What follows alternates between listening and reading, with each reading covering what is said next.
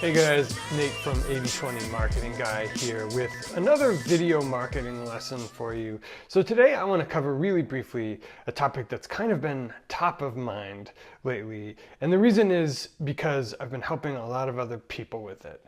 And that topic is sales pages. So sales pages are kind of this mysterious dark art that is pretty widely misunderstood and intimidating to a lot of people. So my goal with this video is to give you three kind of best practices for sales pages that if you get these three things right, you can pretty much get everything else wrong. But before I do that, do you guys want to receive a helpful video on marketing to help you grow your earnings even if your audience doesn't grow every week? Just click subscribe right here so that you'll get the latest updates in your inbox.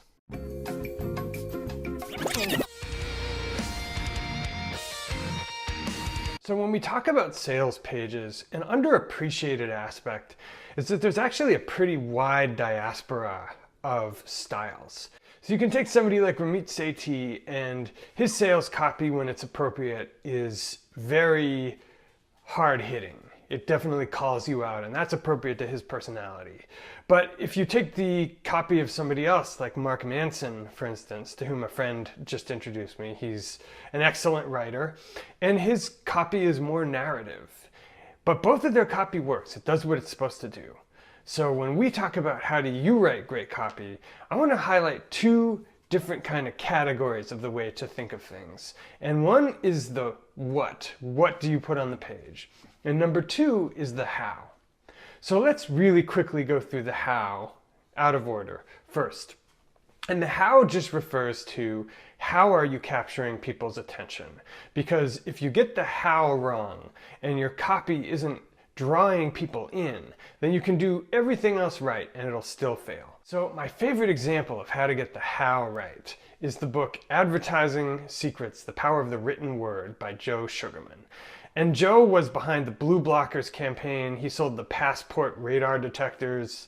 You guys that are closer to my age might remember these magazine ads from when you were just a little kid.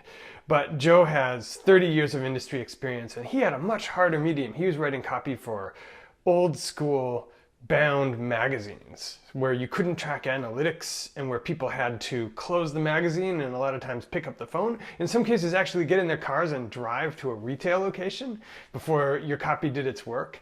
So anyway, Joe is a master. And Joe talks about this idea that more important than any kind of structure to your copy is just drawing people in. So he has this adage that the only job of the headline to your copy is to get people to read the first sentence. And throughout that process of drawing people in and inspiring them and capturing their attention, delight them, that's a buzzword people are using these days, you're gradually interweaving the story of your product and what it does. So that's the how. And now we're going to talk about the what. The what is, what story do you tell? On the what side, I feel like there are three things a sales page needs to do. Number one is to let the customer know that you understand his or her specific problem. So that's the origin of a sales page device that a lot of copywriters call the hook, which is kind of reaching out to people. And I like to describe it this way. Do you know when maybe you're driving down the street listening to a podcast and the host or guest says something you haven't really heard before, but it really resonates with something really specific to you? So today I want to cover really briefly a topic that's kind of been top of mind lately, and that topic is sales pages. You want to pull the car over and go, oh man, these guys get me. Finally, someone's expressed this. And that's the feeling you want somebody to have in the hook section of your copy. So one way to nail that, one thing you want to make sure you're doing is picturing your customer avatar really, really clearly. And that just means you're not writing for a whole broad audience. You're not writing for every person on earth. You're writing for one or two specific people. And if you can have those people in mind, and then if you're empathetic enough to put yourself in their shoes, picture it like a marital disagreement. Honey, I understand what that's like. You must be feeling this.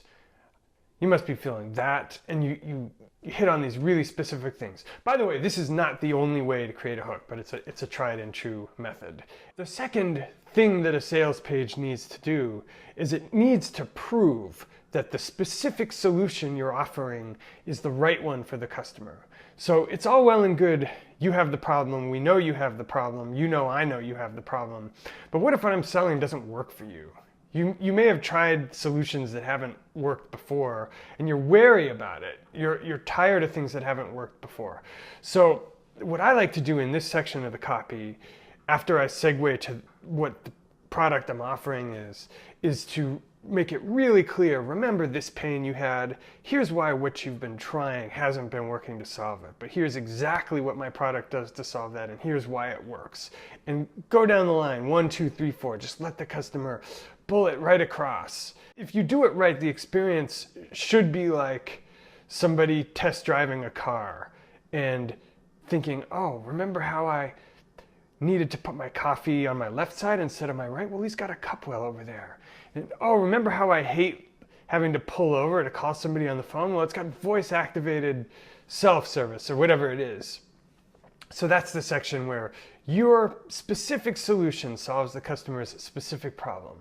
And then the third section that you don't want to get wrong, but that if you get right, it will instantly make a difference in your sales, is, are you qualified to solve their problem? Say that I'm commuting and I need a car, and I want a red car. And so I'm looking on the internet and I see that, oh, Honda makes red Honda Civics. But I also see Jim down the street is making a red car in his backyard out of plywood.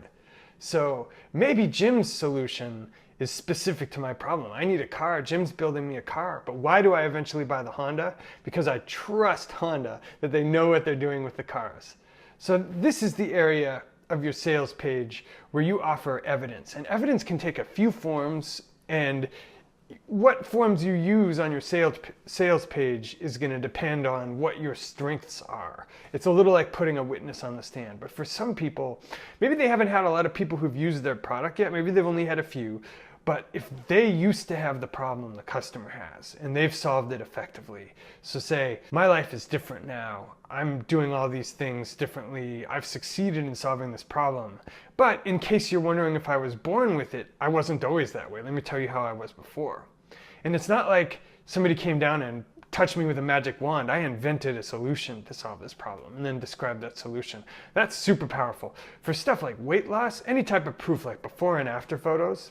So think about this, what's the equivalent of a before and after photo that you can give to your customer if you can't actually give them a before and after photo? Or like me in the drums, a before and after video. Those are the three things your sales page needs to do in order to persuade someone to give you their money. And by the way, you shouldn't be asking for people's money unless you can create more value for them than they're giving money back to you. Because once you're creating that type of value, it's going to create goodwill.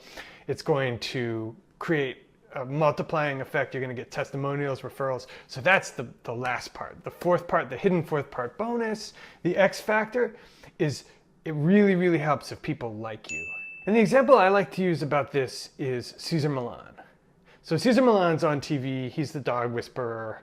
Everybody knows that he knows how to train dogs and to resonate with dogs so that they behave better.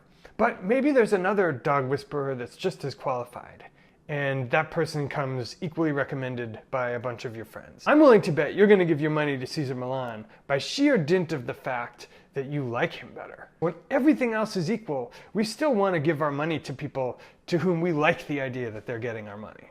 So that's the 80-20 of a sales page, guys. Hope you've enjoyed this video. And if you want to get deeper into converting more of your audience into customers, why not click on the screen right now, and I'm going to send you the exact email sequence that 8x'd my profits in the last year. Just click on the screen, enter your email address on the next page, and I'll send it to you completely free, along with a bonus. Guys, it's been real. Nate for 80-20 Marketing Guy. See you soon.